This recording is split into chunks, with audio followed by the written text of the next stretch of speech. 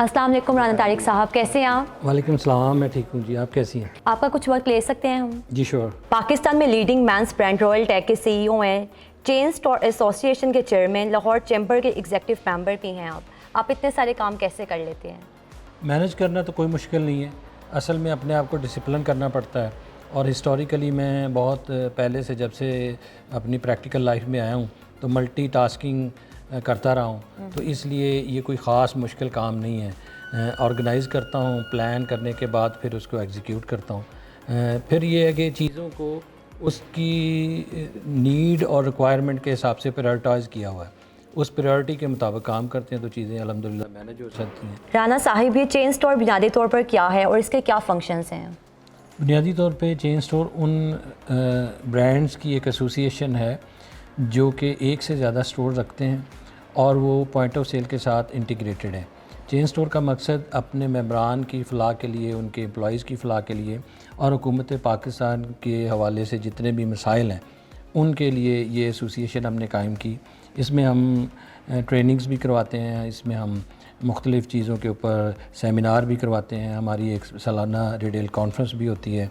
तो multi tasking है, इसमें आने वाले वक्त की चैलेंजेस, आने वाले वक्त के मसाइल, आने वाले वक्त के हवाले से अपॉर्चुनिटी, इन सब चीज़ों के ऊपर हम काम करते हैं। आप इतने बड़े लीडिंग ब्रांड के मालिक हैं, तो आप बताइए ब्रांड कैसे बनता है? ब्रांड इतनी आसानी से नहीं बनता, इसके लिए बहुत सारे फैक्टर हैं। कमिटमेंट है, आइडियालॉजी है, फिर उसके बाद आप प्रोडक्ट डेवलप करते हैं, फिर अपनी मार्केट को एक्सप्लोर करते हैं और उसके बाद फिर एक कंटिन्यूसली एक जद्दोजहद है जिसको करते हैं। कस्टमर को सर्विस देनी पड़ती है, प्रोडक्ट देनी पड़ती है, जो आपने प्रॉमिस किया है उसको फुलफ़िल करना पड़ता है। तो आहिस्ता आहिस्ता वो सारी की सारी चीज़ें एक ब्रांड की शक्ल इख्तियार कर लेती हैं। पाकिस्तान में दो तरह के ब्रांड हैं, एक वो हैं जो किसी प्रोसेस के ज़रिए मर्ज हुए और एक वो हैं जो कि प्लान करके उनको लॉन्च किया गया, उसमें फिर इन्वेस्टमेंट और सरमाया उसके साथ फराहम किया गया। तो दोनों तरह के ब्रांड हैं, एक वो हैं जो कि लंबे अरसे के साथ मार्केट में थे और उन्होंने अपने आप को शेप अप कर लिया। तो रॉयल टैग एक बुनियादी तौर पे एक ऐसा ब्रांड है जो कि बहुत निचली सतह से डेवलप होते होते यहाँ तक पहुँचा है। लंबा सफ़र है।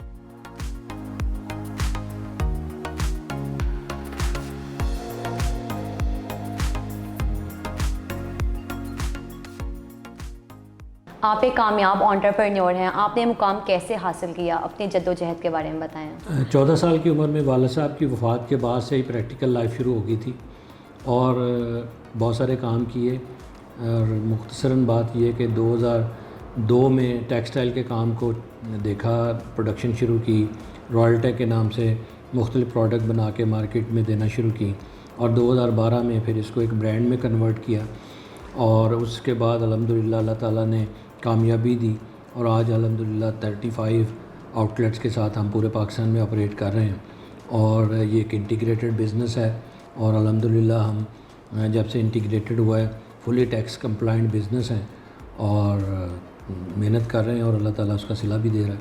40 साल इस सफ़र में काफ़ी काम किए, ट्रांसपोर्ट का काम किया, कंस्ट्रक्शन का काम किया, रिटेल में काम किया, अब मैन्युफैक्चरिंग और रिटेल मुश्तरका तौर पे कर रहा हूँ। मैं समझता हूँ अब एक नई लर्निंग शुरू हो गई है और हर काम से, एक नई फील्ड से मैंने मुख्तलिफ़ चीज़ें सीखी और उनको अपनी ज़िंदगी का हिस्सा बनाया। वो लर्निंग आज भी मेरे काम आ रही है और अब जो मैं काम कर रहा हूँ इसमें जो मेरा मुस्तकबिल है वो आने वाले 10 सालों या 15 सालों की सर्वाइवल के हिसाब से उसको डिज़ाइन करने की ज़रूरत है। तो मैं इसके लिए अपने आप को दोबारा नए सिरे से एक लर्निंग प्रोसेस में डाला है और मैं अब भी इस एज में कुछ चीज़ें अनलर्न कर रहा हूँ और कुछ चीज़ें रीलर्न कर रहा हूँ। तो मैं समझता हूँ कि ज़िंदगी में कामयाबी किसी एक मुकाम को हासिल करने का नाम नहीं है, मुसलसल जद्दोजहद का नाम है और सेटिस्फेक्शन का नाम है और अपनी कमिटमेंट को पूरा करने का नाम है। तो अभी तक तो ये सफ़र जारी है, इंशाल्लाह अल्लाह ताला आगे और आसानियाँ पैदा करे तो इंशाल्लाह लगे हुए। मुल्क की मुआशी हालत देखकर अफसोस तो होता होगा, बिज़नेस कम्युनिटी को किन मुश्किलात का सामना है? ये जो मुल्की हालात हैं ये एक अब तो लतीफ़े की तरह से है कि पाकिस्तान नाजुक मोड़ से गुज़र रहा है। तो मैंने तो अपनी 54 साल ज़िंदगी में हर वक्त एक नया क्राइसिस देखा है। हम बड़ी मेहनती कौम है, बड़ी मेहनत के साथ एक क्राइसिस डेवलप करते हैं और फिर सब उसमें से मिलजुल के निकल जाते हैं, پھر ایک نیا کرائسس شروع کر لیتے ہیں. یہ جو کرائسس ہے میرے خیال میں یہ یونیک بھی ہے اور پرلونگ بھی ہے. اس میں یونیکنیس یہ ہے کہ اس حالات میں ہم کسی قسم کا فیصلہ کرنے کی پوزیشن میں نہیں ہیں. ہم ڈپینڈنٹ ہیں ایکسٹرنل ایلیمنٹ کے اوپر. IMF آئے گا, مختلف ملک آپ کی مدد کریں گے, امپورٹ ہوگی نہیں ہوگی, کوئی آپ کی مانیٹری پالیسی, کوئی آپ کا ایکسچینج ریٹ, کوئی آپ کی اسٹریٹجی یہ پرلونگ نہیں کر پا رہی. تو اس کی وجہ سے چیلنجز بہت زیادہ ہو گئے ہیں. اب یہ کہ اس سے کیسے نکلیں گے اور کب تک نکلیں گے یہ ایک چیلنج ہے. اور پولیٹیکل انسٹیبلٹی جو ہے اس میں ایڈ آن کر رہی ہے. ہمارا یہ خیال تھا کہ اب تک ہم پولیٹیکل اسٹیبلٹی کی طرف جا چکے ہوں گے. الیکشن یا نہیں الیکشن, الیکشن یا سلیکشن, الیکشن یا ماشاء اللہ, یہ ساری ڈبیٹ سیٹل ہو چکی ہوتی تو ہم شاید ایک نئی ڈائریکشن میں جا چکے ہوتے. ابھی یہ سارے معاملات پینڈنگ ہیں اور یہ کرائسس دن بدن بڑھتا جا رہا ہے اور ہر کوئی یہ سوچتا ہے کہ شاید یہ باٹم لائن ٹچ کر چکا ہے. لیکن میرا یہ خیال ہے کہ باٹم لائن کہیں دور ہے. اس ملک میں اس کرائسس نے کافی ڈینٹ ڈالا ہے لیکن یہ ابھی باٹم لائن کو ٹچ نہیں کیا. ہر حکومت کو ایک بڑا شکوہ ہے, لوگ خاص طور پر بزنس کمیونٹی ٹیکس نہیں دیتی. اس میں کتنی صداقت ہے؟ اگر شکوہ ہے تو صداقت تو ضرور ہوگی. دیکھیں پاکستان کی گرے اکانومی یا ان ٹیکسڈ اکانومی بہت بڑی ہے. اسی لیے ہمیں قرضہ لینا پڑتا ہے, اسی لیے ہم جا کے ان معاہدوں کے اوپر دستخط کرتے ہیں جس کے نتیجے میں ملک میں مہنگائی اور بے روزگاری میں اضافہ ہوتا ہے. تو یہ بہت بڑا چیلنج ہے. پاکستان میں بہت لمیٹڈ بزنس ہیں جو کہ ٹیکس کے ساتھ کمپلائنٹ ہیں.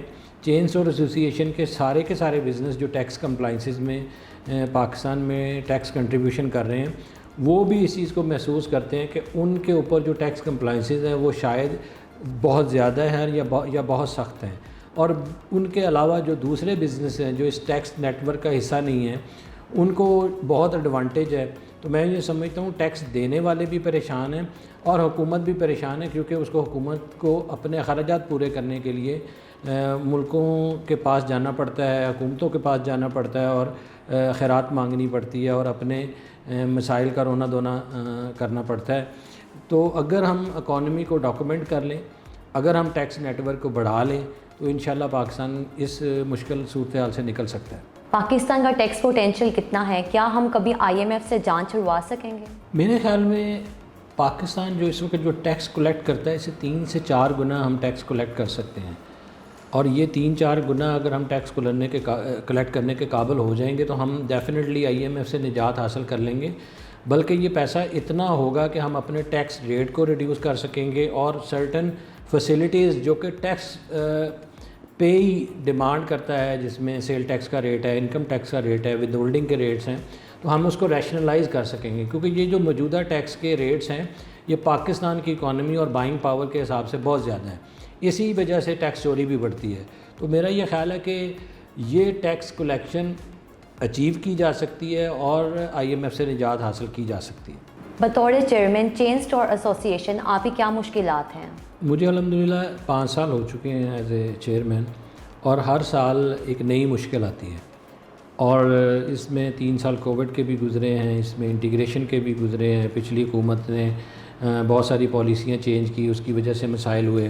اب یہ نئی حکومت آئی ہے تو اس میں امپورٹ کا سب سے بڑا چیلنج ہے, سپلائی چین ٹوٹی ہوئی ہے, انفلیشن بہت زیادہ ہے, ڈالر آپ کو پتہ ہے کہ وہ کنٹرول میں نہیں ہے. اور ان ساری چیزوں کو جب آپ ایک جگہ پہ اکٹھا کرتے ہیں تو مہنگائی اتنی زیادہ ہو چکی ہے کہ لوگوں کی بائنگ پاور اب نہیں ہے. تو اب اس چیلنج کو لے کے اب ہم مالز کے ساتھ بات کر رہے ہیں, ہم برانڈز کے ساتھ بات کر رہے ہیں, ہم مختلف انسٹیٹیوشنز کے ساتھ بات کر رہے ہیں, ان کو لے کے ایک پلیٹ فارم پہ اکٹھا کرنے کی کوشش کریں تاکہ اس کرائسس میں ہم کلیکٹیو وزڈم کے ذریعے, یونٹی کے ذریعے ایک ایسا پازیٹیو ماحول کریٹ کریں کہ ہم سروائیو کر سکیں اور وہ برانڈ جو کہ سروائیو کر جائیں وہ انشاءاللہ آنے والے وقتوں میں گرو کر سکیں.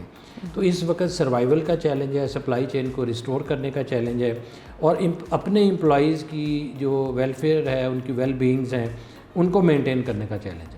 اکثر میڈیا میں ایک مسئلہ زیر گردش رہتا ہے کہ دکانیں اگر جلدی بند کی جائیں تو بجلی کی بہت بچت ہوگی. آپ کی اس پر کیا رائے ہے؟ بڑا معصومانہ سا سوال ہے آپ کا.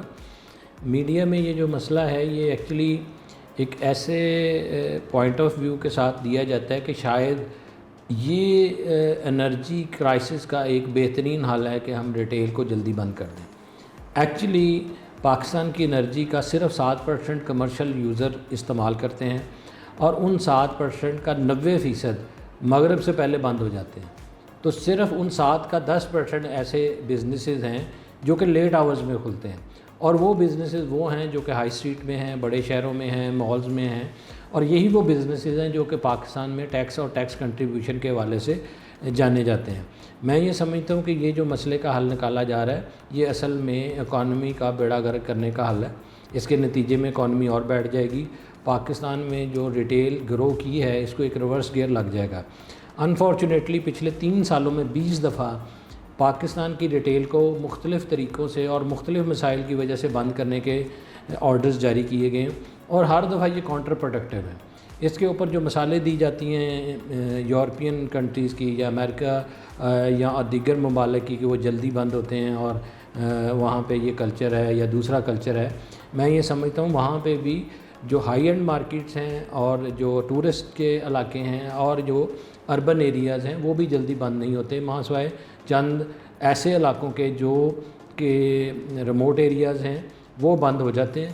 باقی جو ہائی اسٹریٹ کے اور ہائی اینڈ کے مارکیٹس ہیں وہ لیٹ آورز میں بند ہوتی ہیں. اس کے ساتھ ساتھ میں اور چیز بھی آپ کو واضح کر دوں, پاکستان میں ایک ایسی چیز ہے کہ ہم ان لمٹڈ آورز کے لیے کھلتے ہیں. بہت ساری مارکیٹیں آپ دیکھیں گے وہ رات 1 بجے 1:30 بجے 2 بجے تک کھلتی ہیں. میرا یہ خیال ہے کہ ہمیں اس کو کنٹرول کرنا چاہیے. 10 بجے کی ٹائمنگ سب کے لیے across the board across the country اور پورے سال کے لیے امپلیمنٹ کر دینی چاہیے تاکہ یہ بار بار ہمیں اس مسئلے کی طرف جانا ہی نہ پڑے. اور اس کے نتیجے میں جو کلچرل چینج آئے گی, اس میں جو شفٹ آئے گی, وہ پھر آپ کو ڈٹرمن کرے گی کہ آپ نے فردر کیا میئرز لینے ہیں. آپ چین اسٹور ایسوسیشن کا مستقبل میں کیا رول دیکھتی ہیں؟ دیکھیں اکانومی کے 2 حصے ہیں. ایک وہ اکانومی ہے جو ایکسپورٹ اورینٹڈ ہے, جو پاکستان سے چیزیں بنتی ہیں وہ باہر چلے جاتی ہیں, اور ایک دوسری اکانومی ہے جو کہ پاکستان میں لوکل یوزر کے لیے ہے, اس کو ڈومیسٹک کامرس کہتے ہیں. اس میں امپورٹ بھی ہے, اس میں مینوفیکچرنگ بھی ہے, اس میں ٹریڈنگ بھی ہے. تو ہم ڈومیسٹکلی آپریٹ کرنے والے بزنسز ہیں. ہم یہ سمجھتے ہیں کہ چین اسٹور کا بہت وائٹل رول ہوگا آنے والے وقتوں میں.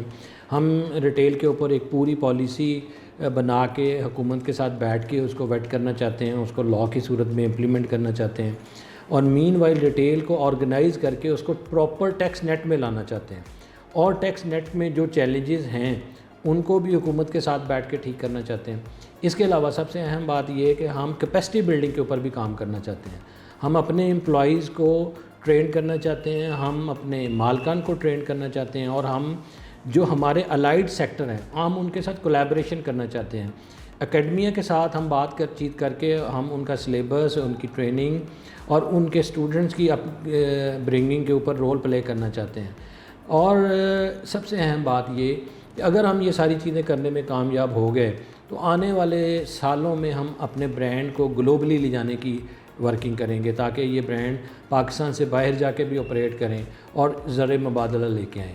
ایک پروڈکٹ جو آپ کسی اور برانڈ کے لیے بنا رہے ہیں اور آپ اسے بس زر مبادلہ لا رہے ہیں, وہی پروڈکٹ آپ کا برانڈ باہر جا کے جب بیچے گا تو وہ شاید زیادہ زر مبادلہ لائے گا.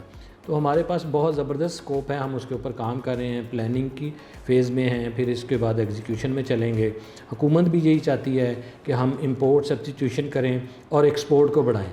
تو میرا خیال ہے کہ اس میں چین اسٹور کا بہت زبردست رول ہے. پاکستان میں کاروبار کی آسانی کے لیے کیا اقدامات ہونے چاہیے؟ پہلا سب سے بڑا مسئلہ یہ ہے کہ ہمارے ہاں پالیسیوں کا تسلسل نہیں ہوتا, اور پالیسیوں کا تسلسل اس لیے بھی نہیں ہوتا کہ ہماری حکومتوں کا تسلسل نہیں ہے.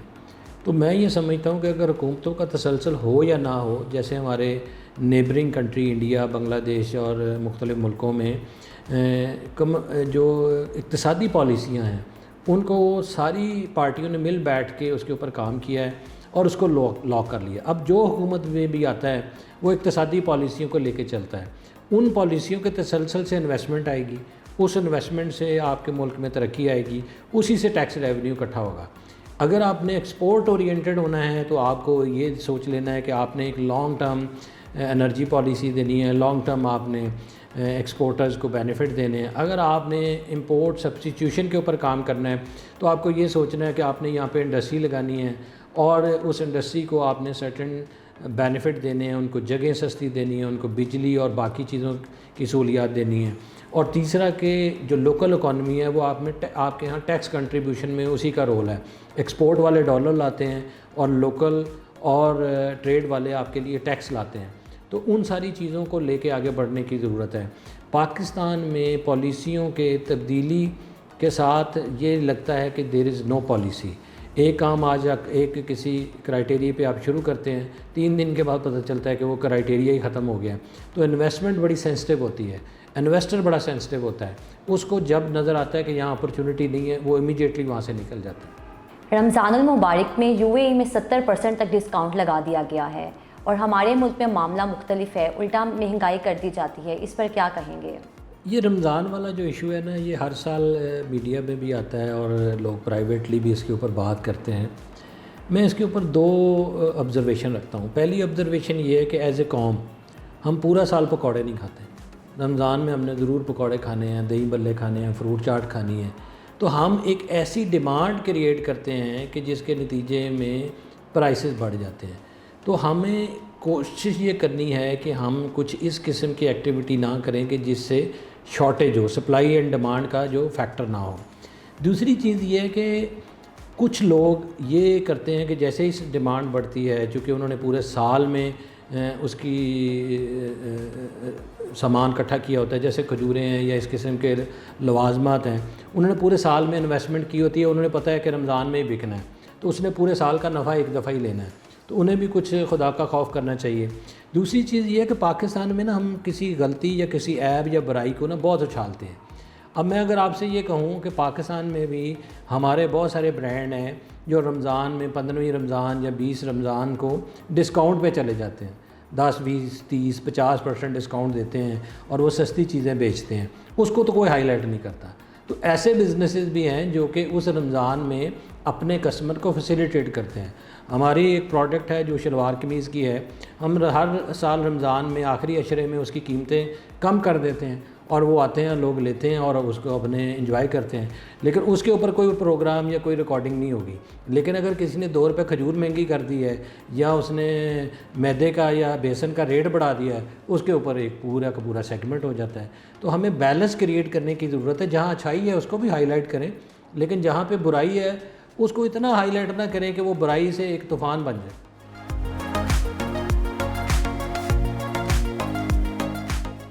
اب کچھ لائٹر نوٹ پہ آپ سے سوالات کرتے ہیں. امید کرتے ہیں کہ آپ کو اچھے لگیں گے, انجوائے کریں گے آپ. کاروبار کے مصروفیات میں خود کو کتنا ٹائم دے پاتے ہیں؟ میرا جو ٹائمنگ ہے وہ 9 to 5 ہے آفس کی. اس کے بعد سونے تک ٹائم اپنا ہے, اس کو 2 حصوں میں ڈیوائڈ کرتا ہوں, فیملی ٹائم اور پرسنل ٹائم. اور پرسنل ٹائم میں ڈپینڈ کرتا ہے موسم کیسا ہے, موڈ کیسا ہے. کتاب پڑھنی ہو کتاب پڑھ لیتے ہیں, دوستوں سے گپ شپ کرنی ہو دوستوں سے گپ شپ کر لیتے ہیں. اگر سوئمنگ کرنی ہے یا جم کرنا ہے تو وہ بھی کر لیتے ہیں. تو میرے پاس بڑا سفیشینٹ ٹائم ہوتا ہے ان ساری مصروفیات کے بعد اپنے مطلب کی اپنی مرضی کی چیزیں کرنے کے لیے. تو میں بہت کمفرٹیبلی مینیج کرتا ہوں. لیکن بتائیے گا, فیملی کو زیادہ ٹائم دے پاتے ہیں یا پھر دفتر کو؟ دفتر کا ٹائم تو جیسے آپ کو پتہ ہے 9 to 5 ہے. اس کے بعد گھر پہ چونکہ رہنا ہوتا ہے تو فیملی کا ٹائم شروع ہو جاتا ہے. ہاں اس میں اب می ٹائم اور فیملی ٹائم میں ذرا بیلنس کرنا مشکل ہوتا ہے, کیونکہ بعض کا ان فیملی کی کمٹمنٹ کی وجہ سے آپ کو اپنے لیے وقت نکالنا مشکل ہو جاتا ہے, اور بعض کا آپ کہیں مصروف ہوتے ہیں تو فیملی کمپرومائز کرتی ہے. تو وہاں پہ تھوڑا اوور لیپنگ ہو رہی ہے. دفتر کے ٹائم کو میں سمجھتا ہوں زیادہ بہتر طریقے سے مینیج کر پاتا ہوں. فیملی اور اپنا ٹائم جو ہے وہ اوور لیپ کرتا ہے. خود کو کس میڈیم سے اپڈیٹ رکھتے ہیں؟ میڈیم ہی سب سے بڑا چیلنج ہے, کیونکہ بزنس بھی اب آپ کو پتہ ہے کہ وہ واٹس ایپ اور مختلف ایپ کے اوپر ٹرانسفر ہو گیا ہے.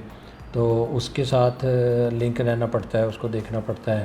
اور موسٹلی پھر آپ سوشل میڈیا کی جو چیزیں ہیں, چونکہ میں ٹی وی نہیں دیکھتا اور صبح میں بھی کوئی 10-12 منٹ اخبار پڑھ کے اس میں بھی ہیڈ لائن پڑھ کے نکل آتا ہوں.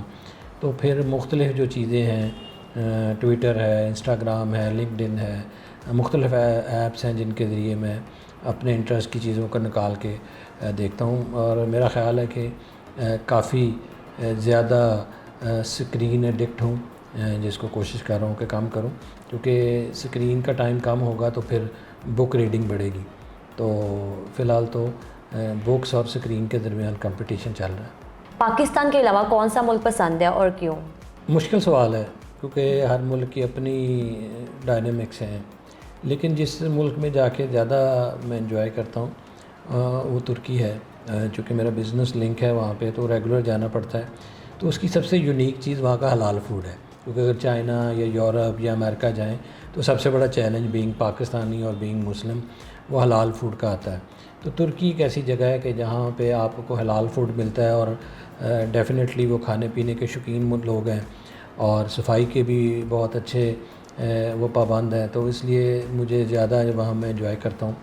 اور باقی کمپیریزن کریں تو ظاہر ہے کہ لاہور ہے. دنیا بھر میں ٹریول کرتے ہیں، گھر والے تحفوں کی فرمائش تو کرتے ہوں گے، لیکن زیادہ فرمائش کون کرتے ہیں؟ اس کا فیصلہ جو ہے نا، ہر ٹور پہ ایک ونر ہوتا ہے. اور چونکہ میری 4 بیٹیاں ہیں اور ایک بیگم ہے، تو 5 خواتین میں یہ کمپٹیشن ہوتا ہے کہ کس کا آرڈر زیادہ ہے اور کس نے چیزیں زیادہ لینی ہیں. اور چیزیں جب ان کو دے دی جاتی ہیں تو پھر ایک آواز آتی ہے بس. تو ان کا مقابلہ ہے، اور مہنگائی کی وجہ سے اب وہ بھی ذرا محتاط ہو رہی ہیں. اور یہ پہلی دفعہ ہے جب میں لاسٹ ٹائم گیا ہوں تو بہت کم فرمائشیں تھیں، اور جب میں نے انہیں بتایا کہ پرائسز افورڈیبل نہیں ہیں تو انہوں نے اکثر اپنی فرمائشوں کو ختم کر دیا. تو میرے لیے تو ہمیشہ سے یہی چیلنج رہا ہے کہ میں وزن اٹھا کے تھک جاتا تھا کہ ان کی فرمائشیں پوری نہیں ہوتی تھیں. تو یہ کہنا کہ کون زیادہ کرتا ہے، یہ ایک مشکل سوال ہے. اگر آپ کو 3 دن کے لیے فائنانس منسٹر بنا دیا جائے تو آپ کے پہلے 3 کام کیا ہوں گے؟ پہلا کام یہ کروں گا کہ میں بننے سے انکار کر دوں، کیونکہ میں نہیں سمجھتا کہ اتنے بڑے ملک کو چلانے کی مجھ میں صلاحیت ہے. میں ایک چھوٹا سا کاروبار دیکھ رہا ہوں اور ایک تنظیم کو دیکھ رہا ہوں. اس کا ہرگز مطلب یہ نہیں ہے کہ میرے اندر اتنی کیپیسٹی آ گئی ہے یا اتنا ایکسپیرینس آ گیا ہے کہ میں پاکستان جیسے 25 کروڑ کے عوام کے ملک کو چلانے کی کوشش کروں.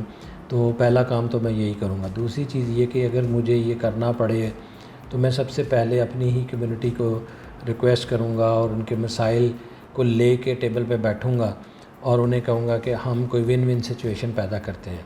ہم آپ کے لیے ایز آف ڈوئنگ بزنس پیدا کرتے ہیں اور آپ اپنا ٹیکس کنٹریبیوشن اتنا کریں کہ ہمیں لوگوں کے پاس جا کے مانگنے سے نجات مل سکے. اور تیسری چیز یہ کروں گا کہ حکومتی اخراجات کے اوپر ان کو کنونس کرنے کی کوشش کروں گا کہ یہ اخراجات ہمارے آمدن کے ساتھ میچ نہیں کرتے، تو ہم اس کو ریشنلائز کر لیں. اور میں اگر اپنی برادری اگر میرے ساتھ نہ چلی اور حکومت نے اس تجویز کو نہ مانا تو میں سب سے پہلے باعزت طریقے سے گھر آ جاؤں گا، کیونکہ یہ ایسا کام نہیں ہے کہ جس کو آپ کسی کے اوپر فورس کر سکیں. اور پولیٹیکل لیڈرز کنونس کرتے ہیں، فورس نہیں کرتے. تو میں تو کنونس کرنے کی کوشش کروں گا. اگر لوگ کنونس ہوئے تو میں کنٹینیو کروں گا، اگر نہیں کنونس ہوگا تو گھر آ جاؤں گا. آپ کو 2 آپشنس دیں گے، آپ نے ایک چوز کرنی ہے، چائے یا قہوہ؟ چائے. یوگا یا سوئمنگ؟ سوئمنگ. چین اسٹور یا لاہور چیمبر؟